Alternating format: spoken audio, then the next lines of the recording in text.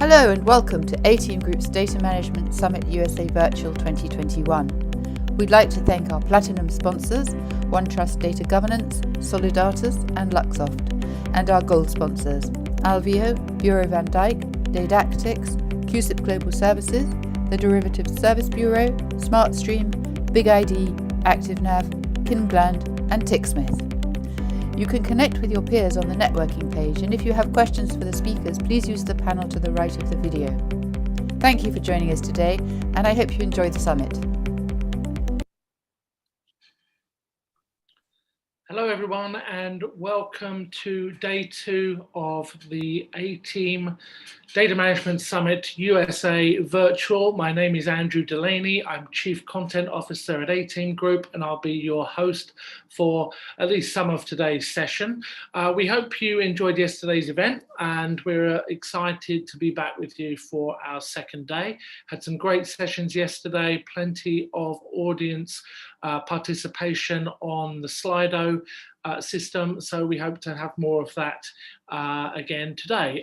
Today's live stream will continue to explore how financial institutions are leveraging data to drive business and compliance insight. In particular, today we'll be exploring the challenges of managing ever-increasing data volumes, dealing with unstructured data sets, alternative data services, and completely new data sources like some of those required to address ESG. We'll be looking at how firms are dealing with the mainstream adoption of cloud and new technologies like AI and ML. And of course, we'll be discussing new approaches, capabilities, and available tools and technologies required for data management. As ever, we are helped by our many speakers and sponsors who are at the leading edge of financial data management, and I would like to thank them for their support, expertise and insight, as well as for their generosity with their time and industry knowledge. Before we get on to the program, a few housekeeping items. Please do visit the networking and sponsors section to connect with sponsors and find out how they can help you. You can also see who is attending this conference and network with your peers and colleagues from this networking sponsors section. So I do encourage you to go and get involved. A couple of news items hot off the press. We have a new ESG handbook available. This can be downloaded free of charge from the A-Team Insight website. Imminent launch of our hugely popular Reg Data Handbook 2021 edition that will also be available for free download shortly from the ATG website, the A-Team Group website. If you haven't noticed, we're also thrilled to announce the launch of a brand new channel through the site called ESG Insight, where we'll be providing insight, in fact, commentary, news, and so on and so forth as this really exciting industry segment develops. You can sign up at no cost, so please do make sure you take advantage of this free source of insight into data and technology response to ESG investing.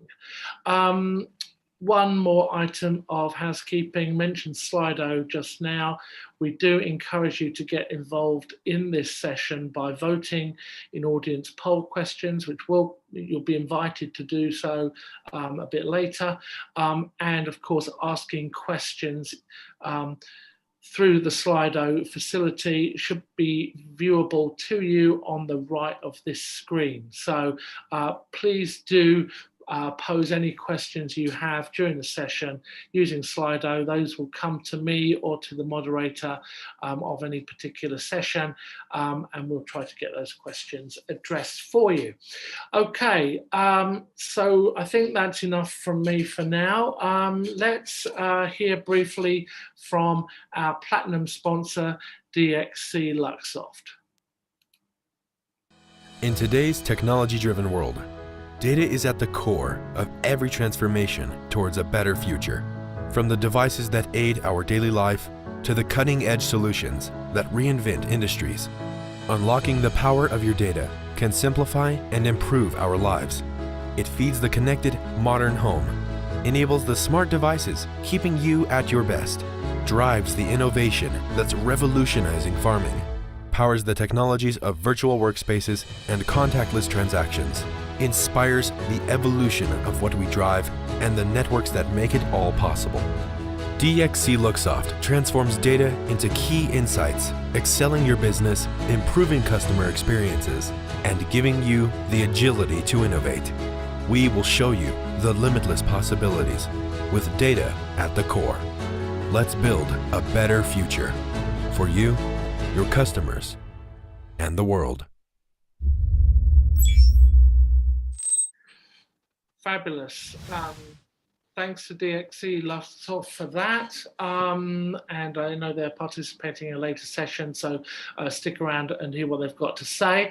Meantime, let's get on with the show. And I would like now to invite Suvrat Bansal to join me for a fireside chat. Suvrat is former CDO of UBS Asset Management and founder of Stellar Data Labs, and we're going to be talking about approaches for delivering your ESG data strategy. Suvrat, thanks so much for joining us today and welcome. Thank you, Andrew. Thanks for having me. Good morning, good afternoon, good evening to all the people dialing in live. We've probably got people everywhere at every stage of their daytime, but early morning, morning North America time, Eastern time. So most people will be at that time, as you are. So let's get started. Just a quick reminder again to the audience to use Slido, which is the right hand of the video, if you have questions for Suvrat. But before we get on with our conversation and our lovely fireside chat, could you give us a little bit about yourself, Suvrat, a bit about Stellar, and your background?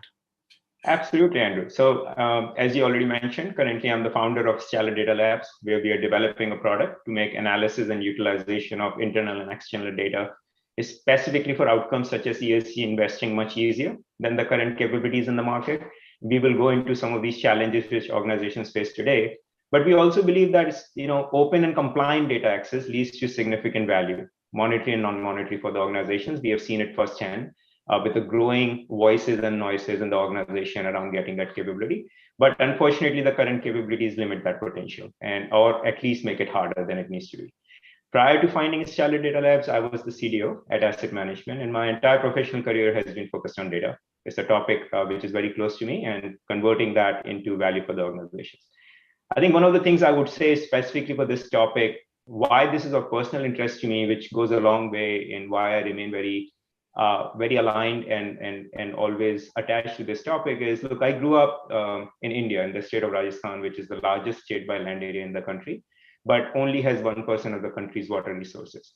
I grew up in a town where we only received public water supply for 30 minutes every 48 to 72 hours. And for rest, we were dependent on manual hand pumps. Now, these things do sound very hard, but the fact is, when you're going through that, life is just a way of living. It's not something you face as a hardship. Looking back, I regret to say that people have to go through that. And I am deeply familiar with the challenges people continue to face with the climate change, resulting into the rise in surface temperature in states like Rajasthan, which results into excessive loss of water, migration of people, desertification of cropland, and that's not limited to India. We have heard really sad stories around that in subcontinent Africa, and these problems continue to grow in many areas. So I think it's my earnest request and urge to everyone not to just think about ESG at a professional and investment level, but to take deeper interest at a personal level. Very good. I like that, and I think that what I've had from my my professional experience of ESG so far is that people seem to be taking this fully on board, perhaps beyond just that sort of, the generic regulatory box checking exercise that we see so often. People seem to be embracing it. So fingers crossed that that's actually the case, and we're all contributing to make the world a little bit better. Getting back to the sort of data side of that, and what we want to discuss on our chat today, perhaps we could sort of set the scene a little bit, Suvrat, drawing on your experience from managing ESG data at UBS Asset Management and doubtless other firms. You know, what do you consider to really now to be the top challenges facing data professionals around ESG data sourcing and data management? What's the sort of big picture look like? Yeah, so this is actually a great question, because if you look at where the theme began, right, and where the topic started to emerge, that's years back. But firms waited for some time before they saw the investor interest in it, before they saw what it will really mean in terms of, you know, ESG investing. So I find the industry being at a very different landscape in terms of the spectrum of maturity, how they are using it, how they are really, you know, integrating it at the heart of, you know, what ESG investing should look like. But at a very macro level, Andrew, and we'll talk in detail about these topics, but for me, it really comes down to relevance. How are you applying ESG to what you do, right? Private, public market investing, everything. Second is the integrity of what you're consuming, you know, how are you measuring that? Because if you just flood people with a bunch of data, that's not going to help anyone. The third is the depth question, right? How do you differentiate between the breadth of the coverage and the depth of the quality? But fourth is that all these three dimensions are continuously evolving, and they are very far from getting settled. Companies are now looking at the checks they perform at a KYC level for quality exposed person, and how that should be considered as part of the overall governance of a particular company. There is a lot more to come in this space, and companies will do a good job in keep going deep and keep widening the kind of the relevance and the integrity, are going to come out as winners for the investors who trust that process. So there's a lot more to come on this. Very good, and that's the important bit, isn't it? The investor awareness of this is not going away. It's going to keep rising. Absolutely. And you know, uncovering more things that we need to worry about in essence from a data perspective. Absolutely. Very good. Okay, so let's drill into some of these challenges in a bit more detail. You know, some specifics for people who are practitioners who actually have got to worry about getting the data and making it work for their consumers within their organization. So when these practitioners are considering which data providers to use for sourcing their ESG data, what should they be looking for in terms of methodologies and ESG scoring systems and the like? Yeah, so I think let's talk about those topics in the sense of who determines in the firm something is relevant from all the multifaceted nature of ESG in terms of how you invest in it, how you disclose it, how do you present it to the investors to make sure that their objectives are being really accounted for and taken care of. And in my view, to do that kind of relevance check on a continuous basis, you need a dedicated team. Most of the good organizations who are thinking about ESG really seriously have formed a central research team to attend to these topics. In my experience, we work very closely with these central research teams on analyzing every new data set, because you're not just saying, so just as an example, in my former firm, we had close to 3,000 plus metrics and ratings on just sustainability. That doesn't mean we were flooding investors or portfolio managers or researchers with 3,000 ratings. The idea is to really analyze all of this in great level of detail and see, with every new source coming in, what's the net new value it's adding in comparison to what you already have? Is it largely the same picture of what you already had? Is it providing a level of depth which you didn't have? Is it increasing the coverage, but also is it increasing the coverage on a spatialized area like climate, where you have a growing interest from the investors as well as growing demand in the market? So the relevance and the integrity and the depth plays a continuous role, but the only way to translate that is to have a dedicated research teams who sit in the middle of the providers and capabilities like what we were creating, and the portfolio and the research teams who are putting it to use based on the client demand. So I think that becomes very important in my view. The second thing is, just having a team has never been sufficient when you're talking about data. So the second thing the data professionals then need to worry about it is, given this is not your kind of traditional market data, which is harmonized and cleaned by market data providers, is coming from multiple vendor spaces and unstructured form, structured form. These vendors are not mature enough to understand the impact of data on investing. So how clean the data is, how aligned it is with the issuers, how do you internally link it back to your issuer symbology? Different vendors also turned out, in our experience when we dug deeper, are applying methodologies for increasing the coverage. So in certain cases, big vendors will take a issuer hierarchy and inherit the ratings at a subsidiary level of the parent. That's not necessarily acceptable to every portfolio manager based on what they're trying to do. If you apply that philosophy of inheritance, then you have to be consistent. Otherwise, you're going to be talking by source completely different languages. So I think there is a lot of flexibility data professionals need to start giving into their research teams to do this kind of analysis, which in my experience turned out to be qualitative, but also very quantitative. And those quantitative methods were saved, as we remember, early on for quantamentals and quant strategies, but now they're coming right at the surface at the entry point of the data coming to your organization. Data science methods are now being applied to the same data if the data is not structured. So things which we were tracking as a one-off, alternative data processing, data science, are actually coming on the forefront to be able to tackle the variability in the evolution of ESG data. So that's very interesting. So we're starting to see sort of that data science methodology sort of embedded into business as usual processes. Absolutely. In essence. Absolutely. Very interesting. I talked a little bit about the sort of the sort of grassroots, if you like, interest in this topic from investors, but we are starting to see regulatory mandates to improve reporting. Some affecting US firms now, but so far it's been sort of fragmented, that approach, and there's quite a few different standards and discussions. Policies being discussed. So how should financial institutions approach this as of now, and what are the considerations for creating an optimal reporting framework when you've got a lot of moving targets? Absolutely. I think that's a great question, because it tackles the challenge of that evolution as the input and a level of standardization for the output, right? And that has been a very difficult balance for most of the firms. So my experience is that whether the regulation becomes an official regulation or not, what it starts to do is inform the investors on what to ask. So we started to see, as soon as the regulation is emerging, even in a different market, the investors of another market start to ask those questions. So actually it's quite prudent to remain very attuned to these regulations, because it translates into investor questions on how you're doing investing.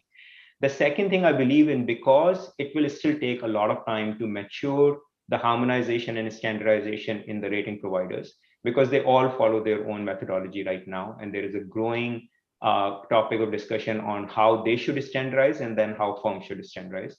The approach which I have seen working out is firms to take aggregated view of all these ratings and come up with few standard metrics which are extremely transparent, both to the investors who are making the decision, as well as to the end client who's looking at the portfolio from the investing perspective. Let me give you examples. So in a given portfolio, you're always going to have some, risk and return profile factors.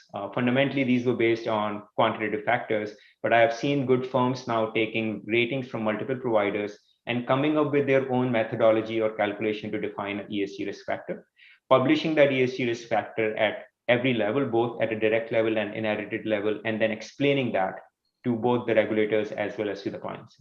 So it's a very disciplined process of not only applying the methodology, but to explain that methodology, to get input back from both the regulators as well as the clients on what you're doing, and then try to educate internally everyone on how that should be used. And I think that process takes time, right? It's not just a technical and a data topic, but the data professional ends up playing a very strong enablement role in that. Because every step of the way, what we are talking about now cannot be handled in spreadsheets. volumes we're talking about, the coverage we're talking about requires a lot more sophisticated techniques to process that data, align it with your holdings data.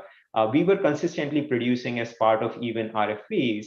If we were to do this for a client, what is our coverage on that strategy? How will we create those factors? I mean, if you take climate as a perfect example, it is a very sophisticated strategy if you do it right.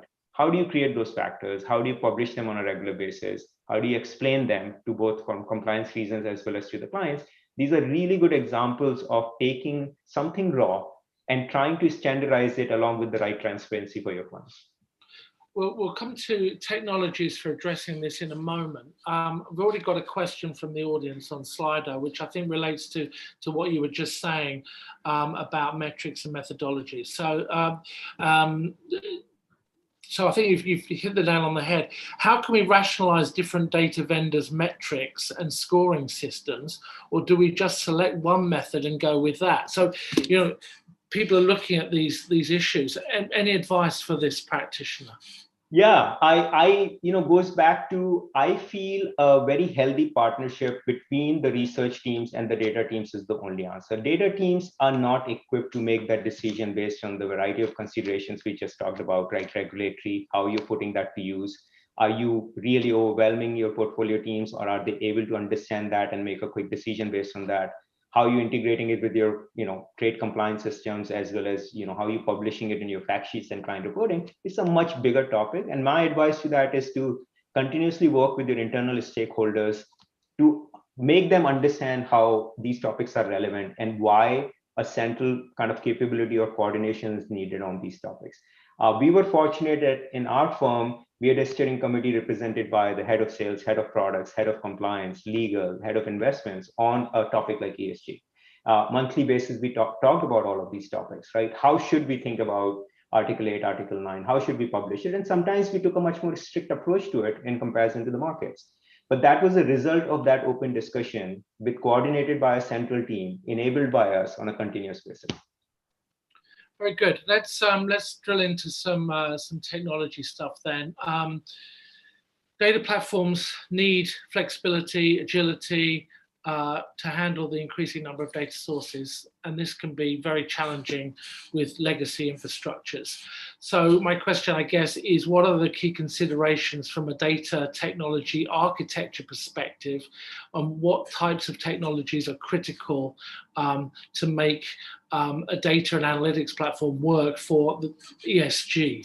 Yeah, that's actually a great question, because as we started to evolve, and what I have seen really works is, again, to give that agility to your teams to try different things and to understand the impact of it on what you already have. You're dealing with a completely different space in comparison to onboarding traditional market data in a market data hub or data mastering system, because you don't know, should you really onboard it? What value will it add? So first, and this will sound very normal to people who have already taken created some capabilities for alternative data processing, because alternative data presented exact same challenges, right, of relevance and how will you align it.